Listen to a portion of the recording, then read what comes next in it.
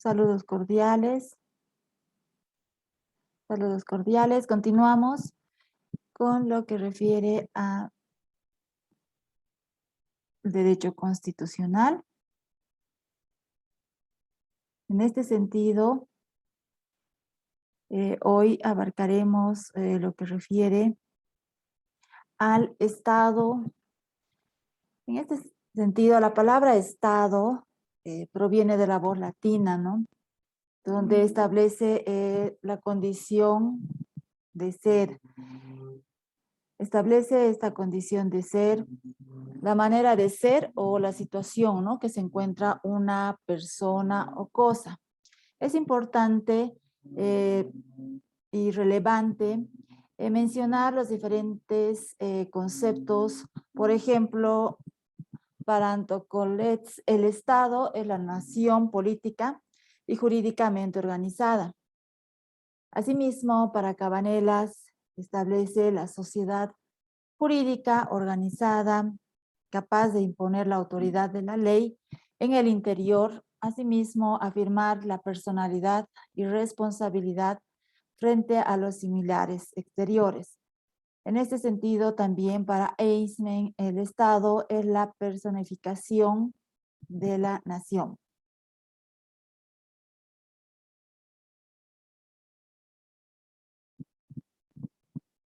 Según Rafael Bielsa, el Estado puede considerarse en dos sentidos, previamente en el sentido material y en el sentido formal. En el sentido material, concebido al Estado como un pueblo que constituye una unidad jurídica dentro de un territorio determinado, es una unidad organizada bajo el imperio de la ley. En el otro sentido, en el sentido formal, considerado como un conjunto de instituciones jurídicas dentro de un ordenamiento político, administrativo, con un sistema jerárquico de normas y órganos.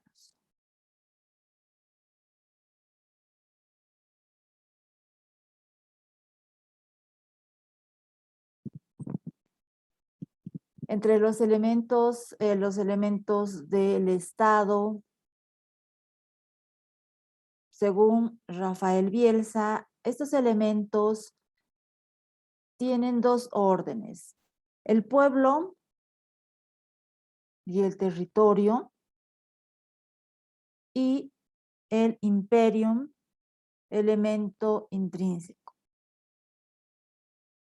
Entonces, en lo que refiere al pueblo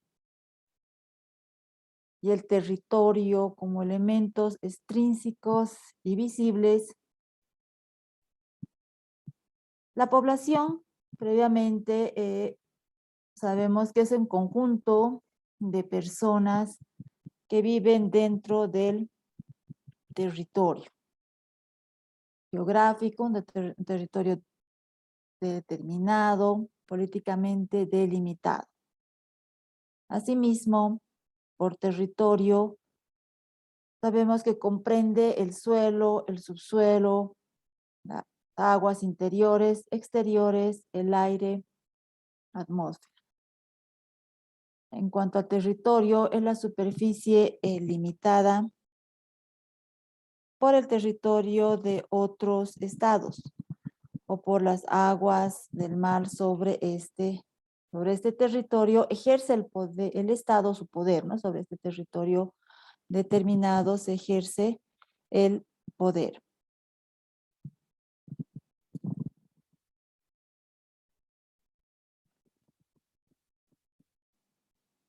Entre el otro elemento que mencionábamos, que es un elemento constitutivo, ¿no? El poder, el imperium, elemento intrínseco, poder ordenador. Podemos definir al poder como la aptitud o capacidad para imponer decisiones de carácter general que afectan al bien común. Asimismo, Karl Loewenstein dice que el poder tiene por objeto establecer un equilibrio entre las diferentes fuerzas pluralistas que compiten dentro de la sociedad estatal. Es decir, una relación sociopsicológica basada en un recíproco efecto entre los que detentan el poder y aquellos a los que va dirigido.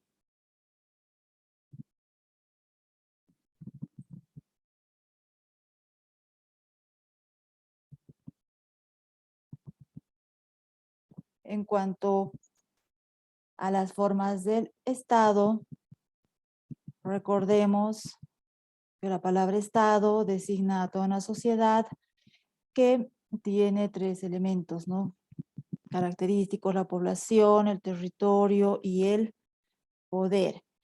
En lo que refiere a las formas del Estado, tenemos que identificar tanto el Estado unitario y el Estado federal. En lo que refiere al Estado unitario,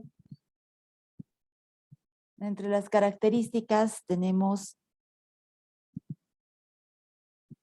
que es una unidad de ordenamiento jurídico de derecho público y privado.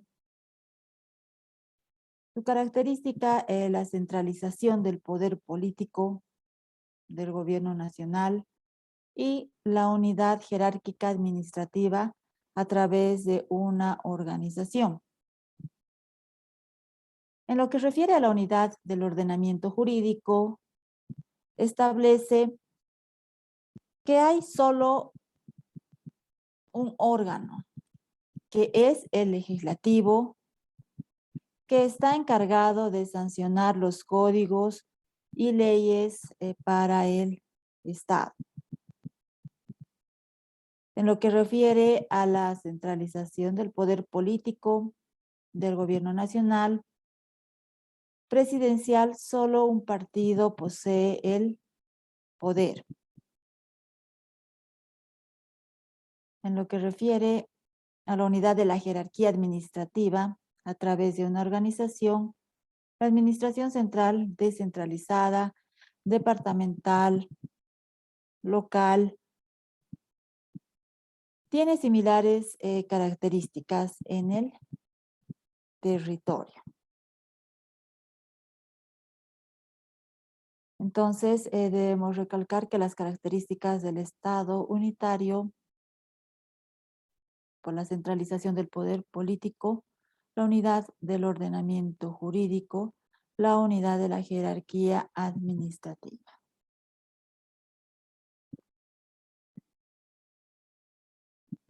La otra forma de Estado, el Estado federal, que es un conjunto de estados o provincias federados que poseen autonomía,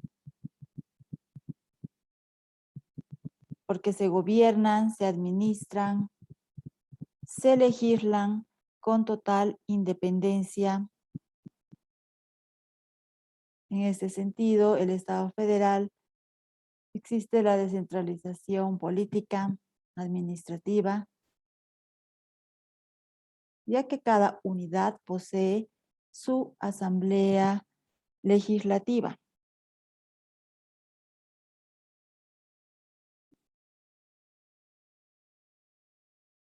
En cuanto a la autonomía que gozan, están subordinados a ciertos presupuestos jurídicos, políticos, acordados previamente en la Constitución Federal, como la forma de gobierno, las relaciones internacionales, la funcionalidad de los órganos, el comercio, etc.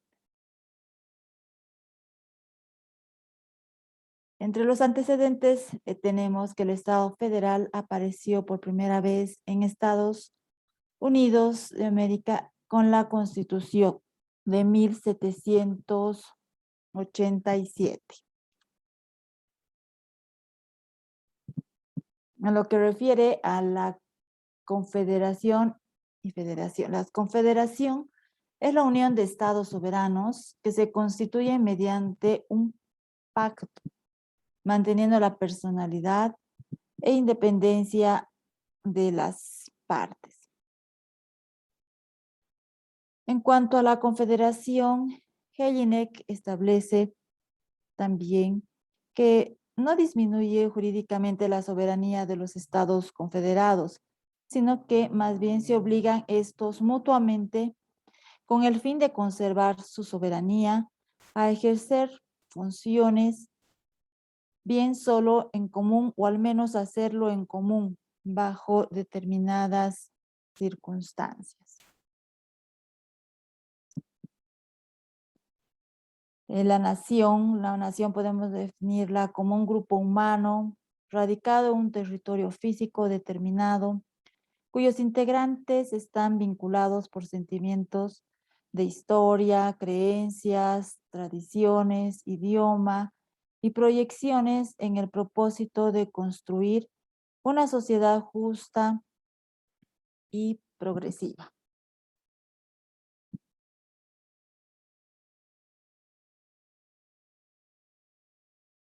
En lo que refiere al gobierno, el mecanismo constitucional a través del cual actúa el elemento poder del Estado.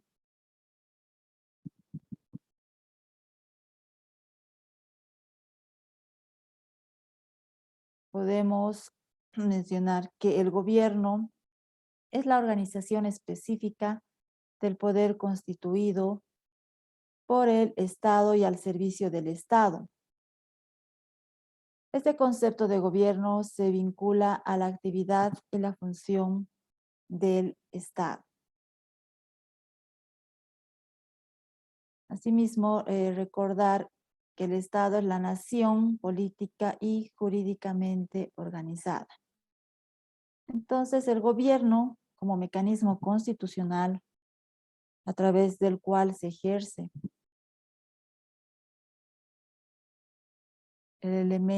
actúa el elemento poder del Estado.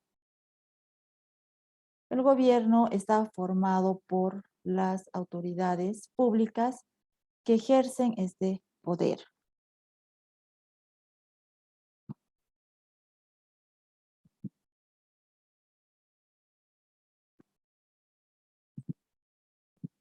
Entre las formas de gobierno, según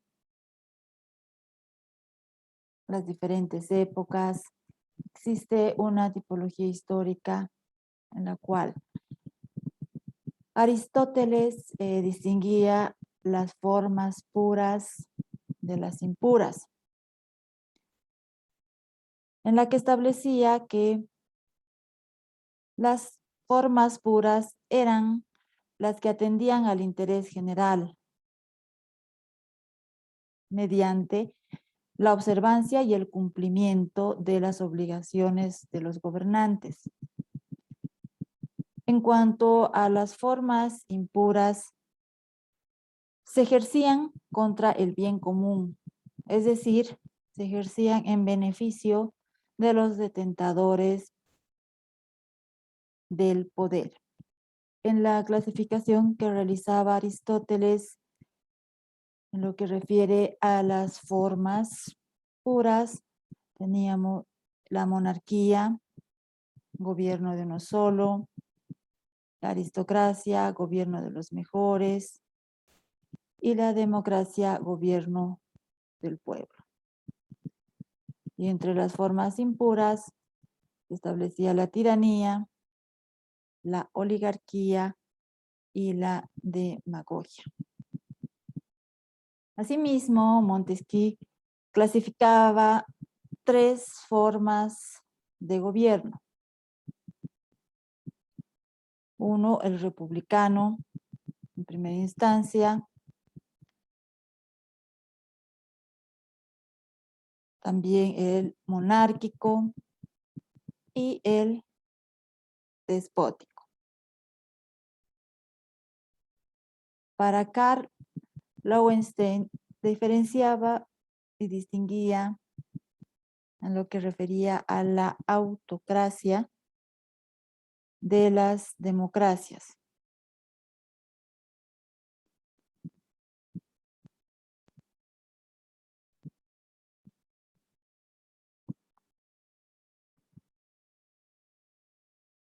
En cuanto refiere a los gobiernos de facto, que como se establece en sentido general que todo gobierno que no es de derecho se considera de facto.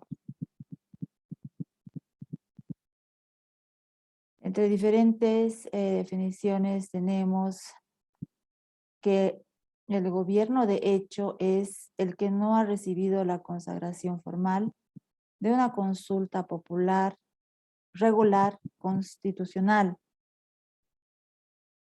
Asimismo, también, según Marcel Prelot, son tres instituciones que dan nacimiento a los gobiernos de facto. En primera instancia, la insurrección popular, generada por el descontento general, el golpe de fuerza, denominado putsch, que tiene origen privado y responde a intereses de esa clase, el golpe de Estado producido por algunos o una parte de los poderes públicos constituidos.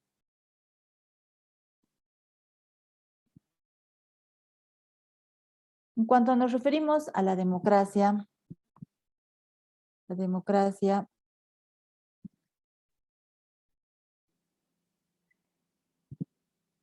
podemos señalar diferentes definiciones en las cuales Pericles señaló tres caracteres de la democracia. En este sentido, se establecía la isonomia, igualdad ante la ley, la isotimia, igualdad de derechos, la isegoria, libertad de palabra, libertad de asociación, libertad de reunión. Asimismo, Kelsen establece democracia significa identidad, dirigentes y dirigidos, del sujeto y objeto del poder del Estado y gobierno del pueblo por el pueblo. Señala Enrique Evans, el gobierno democrático es aquel en que gobernantes son elegidos por los gobernados en elecciones que los gobernantes pluralistas libres e informados. Entre los caracteres que tenemos en lo que refiere a la democracia, debemos identificar el proceso electoral, el ordenamiento jurídico, el respeto a los derechos y la separación de poderes. En cuanto a este primer carácter del proceso electoral, el libre, pluralista e informado, que participan dos o más opciones, candidaturas, ¿no? Políticos. Según Maurice Duverger, llama la elección sincera, libre de presiones de todo tipo psicológico y moral. En lo que refiere al ordenamiento jurídico, que limita el poder del gobierno, este ordenamiento conlleva sanciones políticas, penales y civiles para los gobernantes que se exceden en sus atribuciones. Otro carácter importante de la democracia es el respeto a los derechos, toda vez que los mismos están contemplados en la Declaración Universal de Derechos Humanos, aprobada por Naciones Unidas el 10 de diciembre de 1948. Asimismo, también la separación de poderes es fundamental y es relevante dentro de un sistema democrático de gobierno, toda vez que debe existir la independencia de estos órganos de poder para garantizar y evitar el abuso del poder.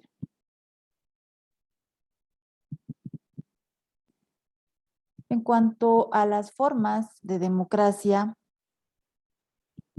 tenemos la democracia directa, democracia indirecta o representativa, la democracia semidirecta. La democracia directa, cuando el pueblo, los ciudadanos se reúnen en comités, en asambleas, para resolver asuntos de interés general sobre la guerra y la paz, nombran magistrados y aprueban la ley. En lo que refiere a la indirecta o representativa, el pueblo delega el ejercicio de su soberanía en mandatarios, que eligen por periodos determinados y que tienen responsabilidad porque pueden ser removidos o sancionados. Asimismo, tenemos también la democracia semidirecta, cuando el pueblo delega el ejercicio de una parte de su soberanía a los mandatarios, reservándose el ejercicio de la soberanía para resolver por sí mismos, ¿no?, asuntos de interés. En ese sentido, tenemos la iniciativa popular, el referéndum, plebiscito y la revocatoria. En cuanto a los derechos fundamentales, recordemos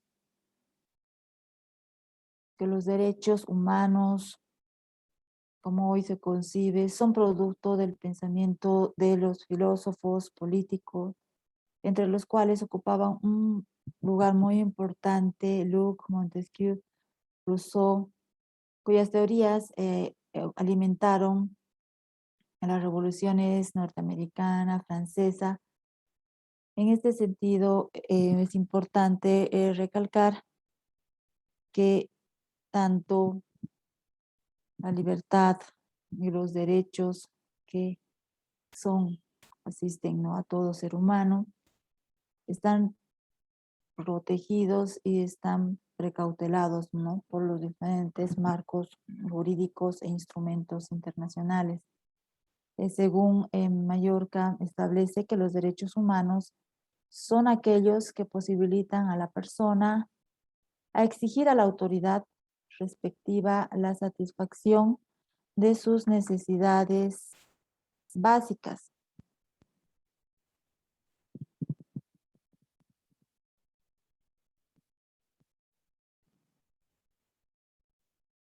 Asimismo, también es importante recalcar que los derechos que tenemos como personas, ya seamos consideradas individual o colectivamente, están precautelados y protegidos, ¿no?, por el marco jurídico, asimismo también que por los diferentes instrumentos internacionales. La Declaración de Derechos, en este sentido, son documentos de naturaleza constitucional y de alcance internacional, en los que se menciona y fundamenta los derechos de la persona. Se diferencian dos clases: documentos principistas surgidos de una revolución o una guerra, en los cuales podemos destacar la Carta Magna, 1215, donde recordamos que ahí se establecen, ¿no?, los antecedentes correspondientes del habeas corpus, de la libertad de locomoción que tiene toda persona, ¿no? En este sentido, no se puede restringir esta libertad de locomoción a no ser que exista una orden judicial correspondiente. También tenemos la Declaración Jacobina, la Carta de las Naciones Unidas. Y entre los preámbulos de las constituciones escritas que resumen los principios inspiradores de dichas leyes fundamentales. Tenemos la Carta de Organizaciones de Estados Americanos, la Declaración Americana de los Derechos y Deberes del Hombre.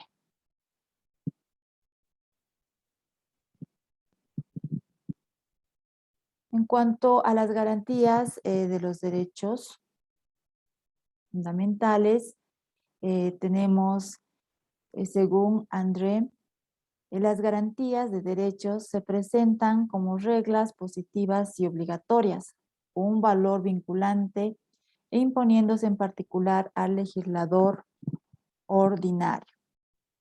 Asimismo, también podemos mencionar a César Romero, donde establece que las garantías son las seguridades jurídico, institucionales, que la ley señala para hacer vigente los derechos y las libertades. En este sentido, también podemos mencionar a Rafael Bielsa, que establece que las garantías son un recurso o un medio de poner en movimiento a la autoridad para que restablezca el derecho subjetivo cuando éste esté violado. Asimismo, también Lowenstein establece que la garantía es el reconocimiento y protección de los derechos fundamentales que son el núcleo especial del sistema político de la democracia constitucional. Es decir, el reconocimiento y observancia de las libertades fundamentales. Asimismo, entre la clasificación de las garantías constitucionales tenemos las llamadas garantías políticas,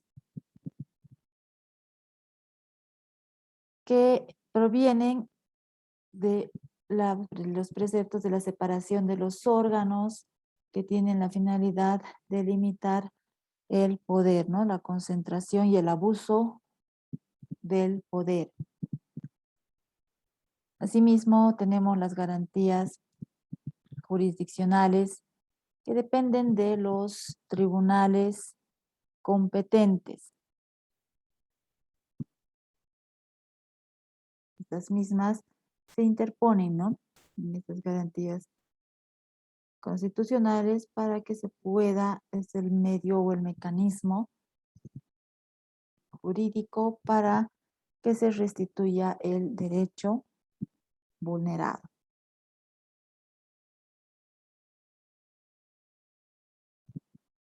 En cuanto nos referimos al derecho de libre locomoción, la libertad que tenemos como personas de residencia, circulación, permanencia en el territorio, ingreso o salida del país.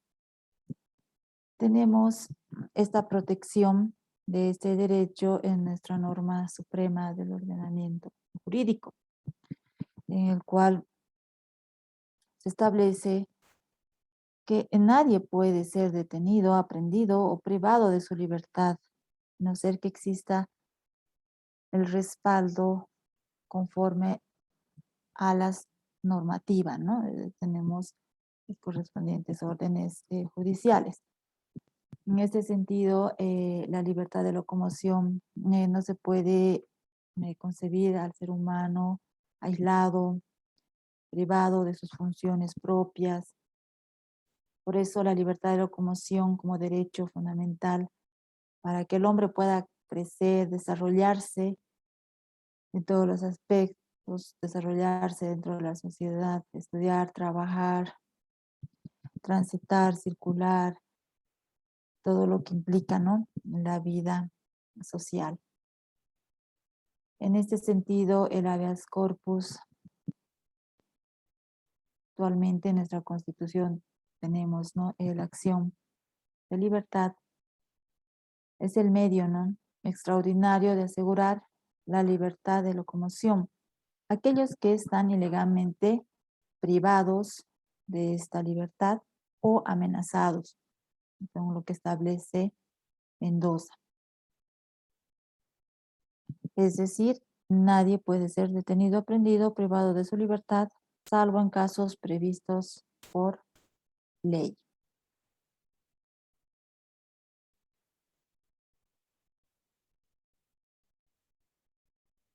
Muchas gracias por su atención.